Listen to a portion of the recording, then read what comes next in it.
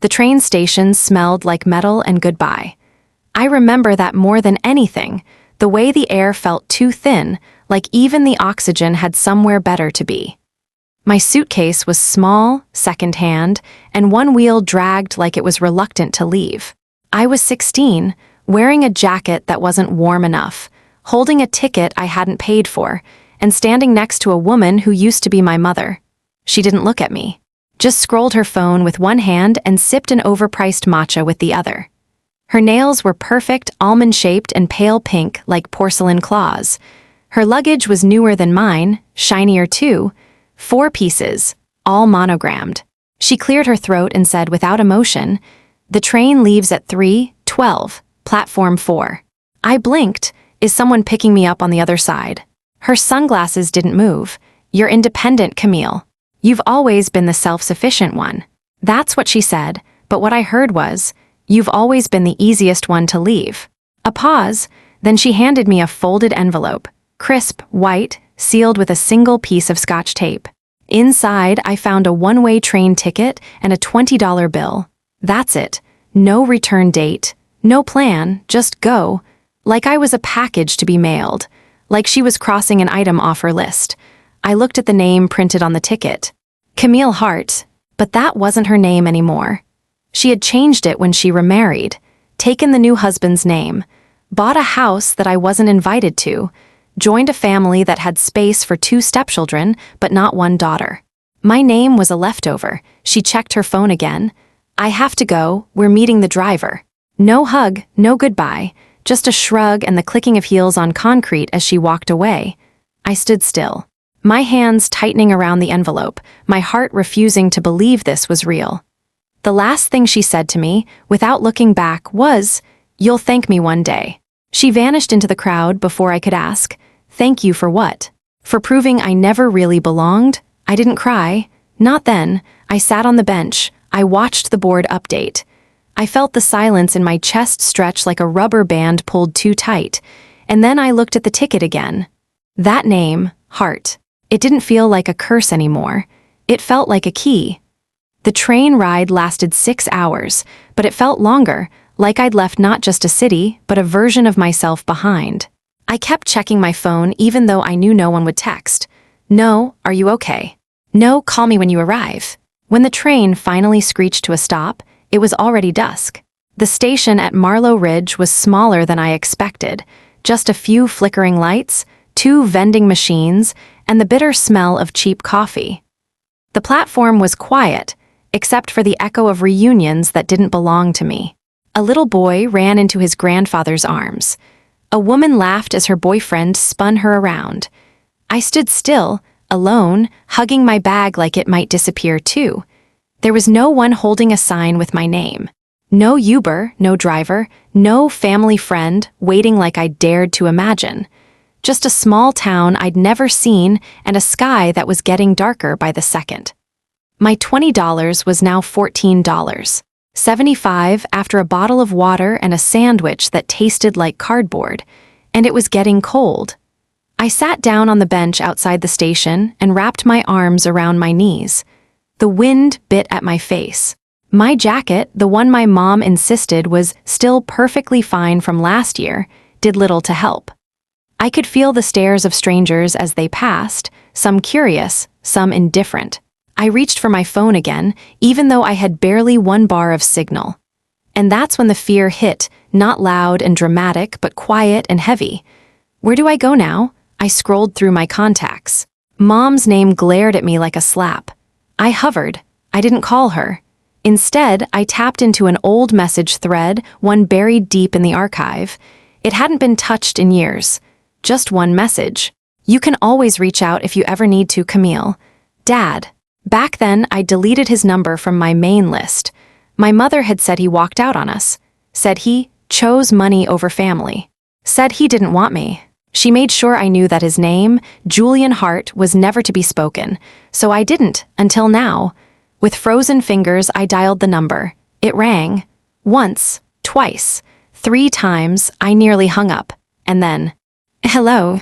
A voice, deep, calm, familiar in a way that made something ache in my ribs. I froze. Hi. My voice cracked. It's Camille. A pause then, Camille. Just my name, but it sounded like home, like someone had been waiting to say it again. Tears welled up before I could stop them. I didn't know who else to call. Another pause, then the sound of movement of keys of certainty. "Where are you?" he asked. Steady, grounded, not a trace of hesitation. I gave the name of the station. "Stay right there," he said. "I'm on my way." But I started, but the call had already ended. I stared at the screen. And for the first time in days, maybe years, I felt the edge of panic give way to something gentler. Not comfort. Not yet. But hope. 47 minutes. That's how long I waited. Long enough to feel every fear I'd ever swallowed crawl back up my spine. What if he didn't come? What if that calm voice on the phone was just a reflex? A polite lie to get rid of a girl who used to be his? I sat under the dim station light, my bag tucked beneath my legs like a shield. The wind had picked up. My fingers were stiff. My throat ached from holding everything in. A man walked by and asked if I was okay. I lied and nodded. The clock ticked. Then headlights. Not bright and flickering like a taxi, not jerky like an old pickup. These were steady. Low, quiet. A sleek black SUV rolled up to the curb, the kind you only ever see in movies or political convoys. Its engine purred like it was born in silence. Tinted windows, clean lines, no visible plates. The back door opened before the car had fully stopped. And then I saw him. A tall man stepped out, coat open against the wind, silver at his temples, dark eyes locked on me like I was the only thing in the world worth seeing. He didn't run. He didn't cry. He just stood there, for a second that stretched like years, and said, "Camille." That was all, but it hit me in the chest like a memory I didn't know I still had. I stood slowly, unsure if my legs would carry me. My breath hitched. "Dad." His eyes softened, pain and pride, tangled in a single look. Then he held out his arms. I dropped everything. Ran. And for the first time since I was a child, I was held, not tightly, not desperately, just completely. No explanations, no apologies, just two arms around a daughter who didn't know she needed saving until she was already safe. He didn't ask why I was there, didn't demand answers. He just whispered, "I've got you." And that was enough. He guided me into the back seat. The interior smelled of cedar and something warm I couldn't name. The doors shut with a soft click, muting the outside world. I didn't speak. He didn't push. But as the car pulled away from the station, I realized I was still trembling. Not from the cold anymore, but from the weight of everything I'd been carrying finally beginning to melt. He noticed. "Here," he said, shrugging off his coat and draping it around my shoulders. It was heavy, tailored, expensive, but what mattered was how it held his warmth, his presence. "Thank you," I whispered, voice cracking like old glass. He glanced at me. "I never stopped hoping you'd call," he said quietly. I turned to him, surprised. "She said you didn't want me." His jaw tensed, but when he spoke, his voice stayed calm. "She said a lot of things that weren't true." Silence settled between us, but it wasn't empty. It was safe. I looked out the window. Streetlights blurred into soft gold streaks. My reflection stared back at me, older, sadder, but somehow stronger. "Where are we going?" I asked. His answer came without hesitation. "Home." I didn't know what that meant anymore. But something in me wanted to believe him, even if just for tonight. We drove for almost an hour. Past farmland dusted with frost. Past sleepy towns and shuttered diners. Past the version of me who thought survival meant shrinking small enough to be tolerated. Every so often, I'd glance at him, at my father. Julian Hart, the name that was banned in our household. The ghost who paid child support just to keep appearances, as my mother used to say. The man who, in her version of the story, traded his daughter for success. But this man beside me, he didn't look like a villain. He looked like someone who'd spent too many years waiting to be allowed back into the narrative.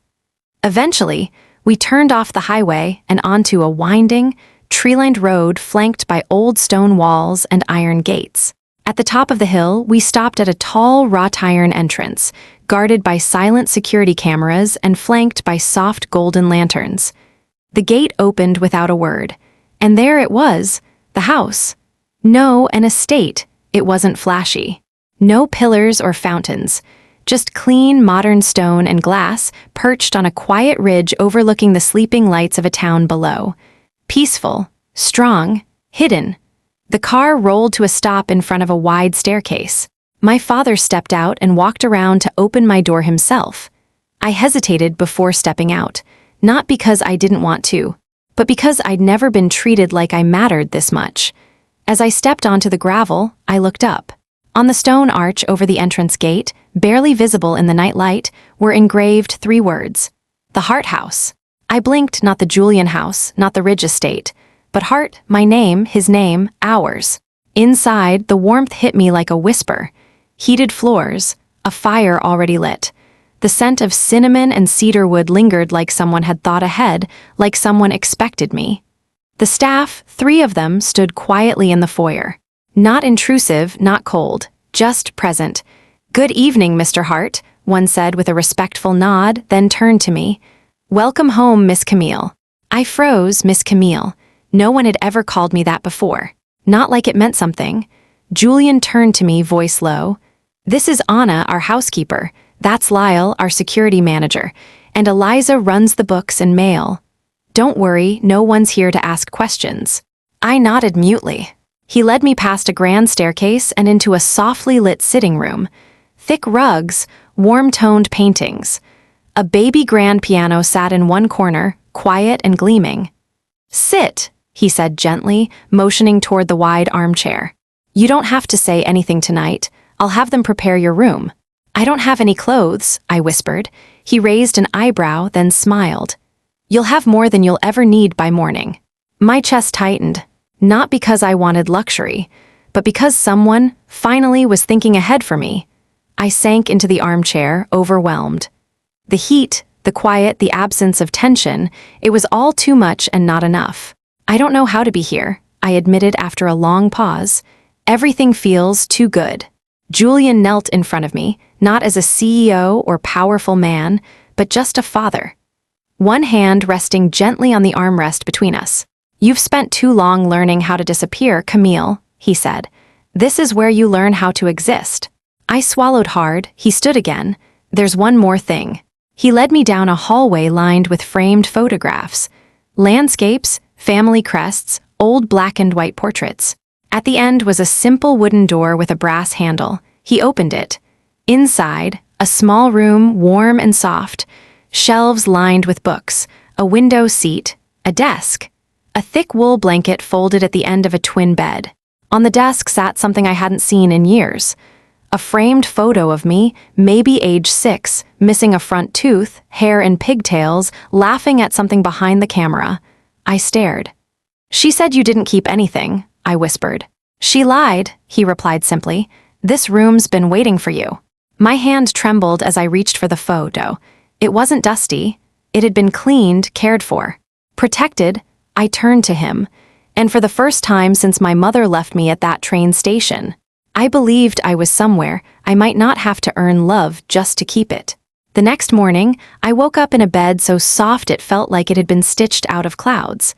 There was no banging on the door, no voice yelling that I'd overslept, no tension pressing into my chest before my eyes were even open. Just stillness, and a faint scent of orange blossoms from the linen. I blinked at the ceiling for a moment before sitting up, disoriented. The room was real. The warm robe on the armchair was real. The slippers on the floor fit perfectly. Someone had thought of me even while I slept. A soft knock at the door. I opened it to find Eliza, the house manager, with a tray of breakfast. "Good morning, Miss Camille," she smiled. "Mr. Hart is in his office whenever you're ready." I nodded, barely finding my voice. "Thank you." The breakfast was light, fruit, toast, tea, but I didn't finish it. Something in me stirred with an unease I couldn't name, a tug in my chest, so I followed it, down the hall. Past the portraits, to the study with glass-paneled doors and leather-bound silence. Julian looked up from his desk, reading glasses low on his nose. He smiled when he saw me, not like he was surprised. Like he expected me to find my way there. "Sleep okay?" I nodded. He gestured to the seat across from him. "There's something I'd like to go over with you, only if you're ready." I sat, heart already racing. He turned the monitor on his desk so I could see. A document appeared, one I instantly recognized. My signature. Sloppy, slanted, barely legible. I froze. This is from when I was 13, I whispered. I remember signing this, but she said it was for school, for field trip insurance. Julian's jaw tightened. It was. He clicked again. The screen showed a mortgage agreement taken out 6 months ago. A secondary loan in my name, on a property I'd never lived in. Co-signed by a woman I no longer trusted. The address matched the new house my mother had moved into with her second husband. She used my name, I said, stunned. She borrowed money, pretending I was the primary. Julian nodded slowly. She's been pulling from your trust fund, too, little by little, quietly enough not to trigger alerts. I blinked. I have a trust fund. His voice stayed calm, but there was a thread of steel underneath it. You always did. I set it up when you were born. She didn't tell you because she never intended for you to touch it. I felt something in my gut twist. I wanted to scream. Instead, I just asked, why would she do that? His response came without bitterness, just truth. Because she could, because she thought you'd never have someone on your side to question it. I swallowed the rising nausea. Julian reached for a folder beside his desk and slid it toward me. Inside, printed emails, bank transfers, a signed confession from a loan officer. He was building a case. Quiet, meticulous, unstoppable. I didn't want to show you this until you were safe, he said gently. But now that you are, I think it's time you know what's been done in your name. Tears burned in my eyes, but I didn't let them fall. She always said you were the manipulator, I whispered, that you left because you wanted control. His expression didn't change. She needed someone to blame. I just let her because I thought you'd come to me when you were ready. I didn't want to fight her and lose you entirely. And now I was here. I looked down at my name printed on the loan papers, Camille Hart, bold and black and weaponized. A signature from a child. An entire house purchased on the back of a lie. My father leaned forward. You don't have to do anything, he said. You don't have to go to court. You don't have to make statements. I can take care of all of it. But it's mine, I said, suddenly angry. She did this in my name. His eyes met mine. Exactly. Silence settled between us, thick with a new kind of clarity. She hadn't just abandoned me. She'd stolen from me. And now, she wasn't getting away with it. It came 2 days later. Folded in a cream-colored envelope, delivered by hand to the front gate, then placed carefully on the entry table beside the foyer orchids. Anna handed it to me with a neutral expression, but her eyes said it all. She knew, everyone in the house did. I turned it over. My name was written in sharp cursive, no return address. Just that familiar handwriting, looped and elegant like a signature on a check someone else would cash. From her, I opened it with shaking hands. Camille, I don't know what lies your father has fed you, but you need to understand that none of this was ever meant to hurt you. You've always been so dramatic. I only did what was necessary to keep our family afloat. We both know you wouldn't be where you are now without me signing those papers. You needed a push. I expect you to do the right thing and walk away from this legal nonsense. You can't possibly want to drag your own mother through court. What would people say? Think carefully before you embarrass yourself. Clara. Clara, not Mom's. Not love, mother, just Clara. Like I was a distant cousin she barely tolerated at weddings. My hands didn't tremble. Not anymore. Instead, I turned and walked straight to my father's study, the letter still open in my hands. Julian looked up as I entered.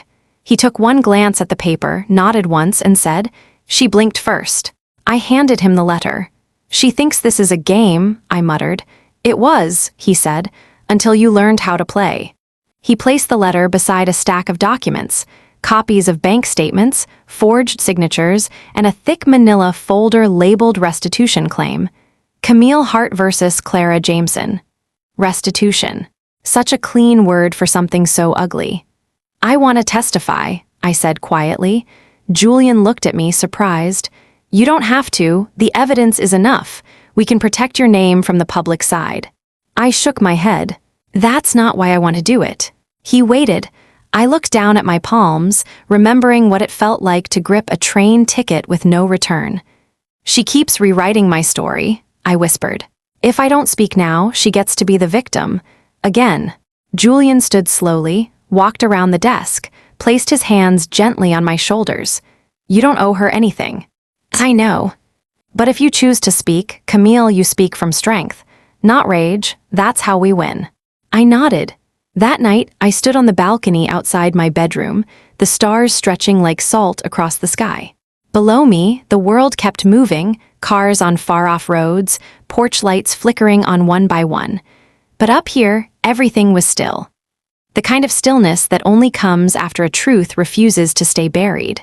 She'd written a letter to scare me, but what she didn't know, what she never bothered to understand, was that I wasn't scared anymore. Because this time, I wasn't standing at a station alone. I was standing at the edge of justice, and I wasn't backing down. The courthouse smelled like dust and old wood. I sat beside my father on a polished bench outside courtroom 3B, wrapped in a navy coat Anna had pressed for me the night before. My palms were dry. My breathing steady, my thoughts sharp as glass. The hearing wasn't open to the public. Just us two attorneys, a judge, and a woman I hadn't seen in weeks, until now. The door opened with a soft thud. Clara stepped in. She looked smaller. Not physically. She still wore her sharp-shouldered blazer and stilettos that clicked like clock hands on marble, but something in her was shrunk, tightened. No designer bag this time, no smug husband on her arm. Just her, alone, clutching a worn file and blinking too often. She scanned the room and her eyes landed on me. I didn't flinch. She tried a smile. The same one she used to give sales clerks when asking for discounts. I didn't return it. We were called in. The judge, a silver-haired woman with a firm voice and patient eyes, took her seat. She glanced at the file and spoke plainly. This is a preliminary hearing regarding financial misconduct involving minor trust manipulation and fraudulent co-signature. Ms. Camille Hart, do you wish to make a statement? I stood. The courtroom felt colder than outside. Clara turned, perhaps expecting a shaky girl to plead for reconciliation. But I didn't shake. I looked straight ahead. My name is Camille Hart, I began, voice calm. At 13, I signed documents I didn't understand, believing they were for school. They were later used to take out property loans in my name. Clara shifted in her seat. My trust fund, set up by my father, was accessed without consent. The person who did it told me she loved me, said it was for my future. But every transaction said otherwise. I paused, took a breath. And when I finally asked for help, she sent me a letter accusing me of betrayal, for wanting the truth, for protecting what little I had left. I turned then, faced her. I'm not here out of revenge, I'm here to reclaim what's mine. My name, my voice, and the right to never be used again. Silence, even Clara couldn't fake a cough. The judge nodded. That will be noted. Clara's attorney stood to object, but the judge cut in first. Given the documentation provided, and Ms. Hart's statement, the court finds sufficient cause to proceed with formal restitution. Assets frozen under Ms. Jameson's name will remain frozen pending investigation. Immediate reversal of access to Ms. Hart's trust fund is granted, effective today. Clara jolted, but I'm her mother. The judge didn't blink. You were her guardian, not her owner. A bailiff handed over a stamped order. It was over, legally at least. As we exited the courtroom, Clara tried one last reach, a hand, a whisper. Camille, we can still fix this. I stopped in the hallway, not because I doubted, but because I wanted to remember this moment forever. I turned to her, this woman who once called me dramatic, selfish, difficult, this woman who used my childhood like a signature stamp. No, I said softly. You don't get to rewrite this one. Her mouth opened, but nothing came out. And this time I was the one walking away. Not angry, not broken, just free. The house was beige, angular, and carefully staged. I remembered it from photos my mother had sent me months ago, filtered, wide-angled shots showing marble countertops and his and hers sinks. A realtor's dream. A lie wrapped in interior design. But that morning, when she pulled into the driveway, her smile didn't last. Because taped to the double mahogany door, where a wreath used to hang, was a folded legal notice sealed in plastic. Eviction, not from a landlord, not from a stranger, from the court. The house, purchased under my name using fraudulent documents, was no longer hers to live in. The loan had been reversed, access revoked, ownership stripped. All bank accounts connected to the trust had been frozen. The title deed was refiled under Camille Hart, with an amendment, transfer voided by legal fraud. Julian didn't attend the repossession. He sent the legal team. Quiet, clean, exact, but I watched. From a car parked half a block away, tinted windows up, heater humming softly. Clara stood on the porch. She yanked at the tape, slammed her fist against the door, shouted into the empty yard as if someone might hear and undo it all. But no one came out. Her husband, if he was still around, was nowhere to be seen. The car was gone. The mailbox sagged open. She screamed once. A raw, brittle sound. And then silence. I looked down at the key in my hand, not the house key. I had no interest in taking the place back. It was a symbolic key, a brass pendant Julian had given me after the hearing. On one side, it read, "Not everything broken is yours to fix." He didn't say it with pride. He said it with love, because even now, watching her unravel, I didn't feel triumph. Just release. She had spent years telling me I was hard to love, impossible to live with, too serious, too much. And now she stood in front of a house that no longer belonged to her, calling out a name that had stopped answering. The sun rose behind her, casting long shadows across the pavement. She didn't move, maybe hoping anyone would open the door, but it was locked. And I wasn't on the other side anymore. I didn't cry. I didn't wave. I just leaned back into the leather seat and let my breath slow. In the rearview mirror, she grew smaller and smaller until she was just a blur. A woman who once owned everything, except accountability. I didn't realize how much I had been apologizing for existing until I stopped doing it. For years, I had said sorry when I asked for dinner. Sorry for getting sick. Sorry for needing a ride, for crying, for being too sensitive. Clara had trained me well. Say it first, say it fast. Make yourself small before someone else does it for you. But now, in this quiet house tucked in the hills, I no longer flinched when I entered a room. No longer braced for critique after every sentence. No longer held my breath when I asked for help. Because no one was waiting to punish me for needing something. No one expected me to be grateful for the bare minimum. Instead, I was met with warmth, with care, with Julian, who never once asked me to be anyone but myself. Some mornings, we had breakfast together in the sunroom. He read the paper. I sketched in silence. The house was still, but never hollow. Other days, I had tutoring sessions with a woman named Evelyn, kind but sharp. We worked through math I'd missed during the chaos. She never raised her voice, never mocked a mistake, just corrected, encouraged, and moved on.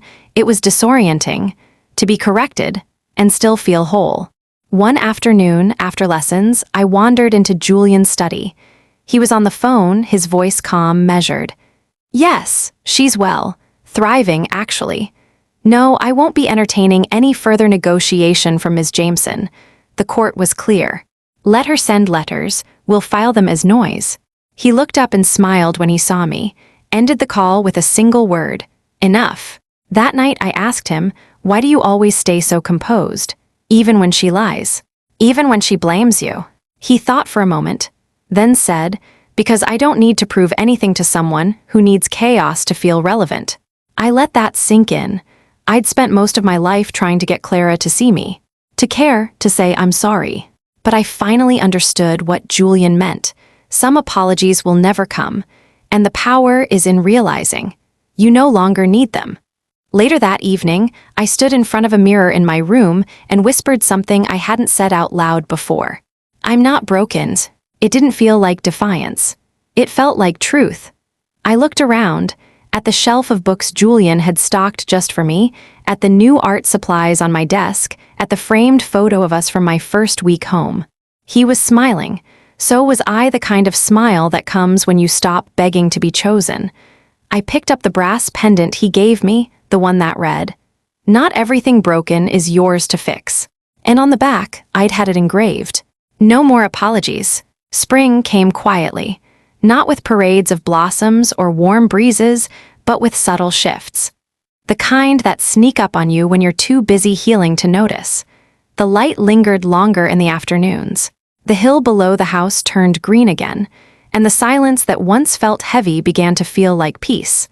I started waking up without dread, eating without apology, laughing, sometimes so hard that Anna peeked into the room just to smile. One afternoon, after tutoring, I took a walk down the private drive that curved through the trees behind the estate. I didn't tell anyone. I didn't bring my phone, just me, the winding path, and a wind that no longer felt cold. At the edge of the property stood an old wooden gate, faded, weather-worn, but sturdy.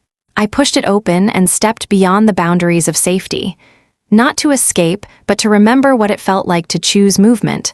The road was empty, and so I walked, not away from anything, but toward someone, myself. Every step was a letting go, of train stations and signatures, of letters dipped in manipulation, of the ache of waiting for someone who never planned to come back. I passed the grocery store where Julian first took me for snacks, no lectures, no sighs. I passed the park where I'd once sat quietly, pretending to enjoy solitude while loneliness pressed into my ribs. Now, it was just scenery. And then, as the sun dipped lower, I turned back. Back toward the house with my name on the gate. Back toward the man who never raised his voice, but moved mountains when I needed shelter. Back toward the life no one handed me, but I'd finally allowed myself to accept. By the time I reached the top of the hill, the lanterns had flickered on. Julian stood near the front steps, a book in one hand, a cup of tea in the other. He looked up as I appeared. "You disappeared," he said, not angry, just amused. "I went for a walk. Alone." I nodded, he smiled. "How did it feel?" I let the answer fill every breath as I replied, steady and sure. "Like coming home." He didn't press for more, just stepped aside and held the door open. And as I crossed the threshold, I realized something. I wasn't the girl who was left behind at a train station anymore. I was the girl who walked herself home, not to prove a point, not to make someone sorry, but because I finally believed I belonged there. And that belief was the kind of love no one could take from me again.